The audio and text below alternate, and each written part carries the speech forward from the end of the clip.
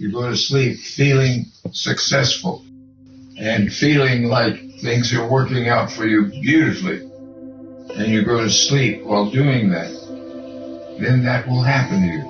Like everything is happening to you right now for what you do when you go to sleep. Because that's what you do every day, and that's what's happening to you every day.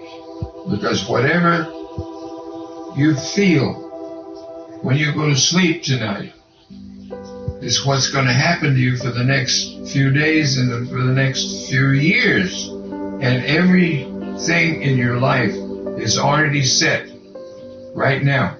What you're going to say 20 years to a man named Ashmagash, it's all set, and it's going to happen unless you change it. And you have the privilege of changing it.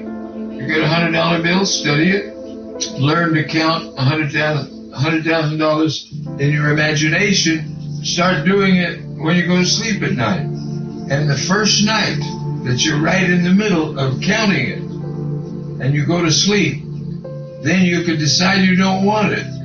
It's no good, you're going to get it. And it's not going to be for nothing. There'll be a very good reason you got it. I told you the story about Tony. Tony came to me and said, this stuff that you're teaching, this positive thought, is the silliest fucking thing in the world. He says, but there's one thing you could do for me that would convince me. I want you to tell me something that's going to happen that I know will never happen, and it cannot happen. I took the challenge and started thinking of something. We had the Arthur Murray studio in Reno. Reno was 40,000 people. It was on the very last page in the last group of a thing that was mailed to us every week. And I said, Arthur Murray will throw a convention for the Reno studio. Tony said, that will never happen. I says, well, when it does happen, will you believe? He says, of course, because it's not going to happen. It's stupid. We're the smallest goddamn Arthur Murray studio. We're the very last number on the very last page of the book that comes out every week. You can't do that.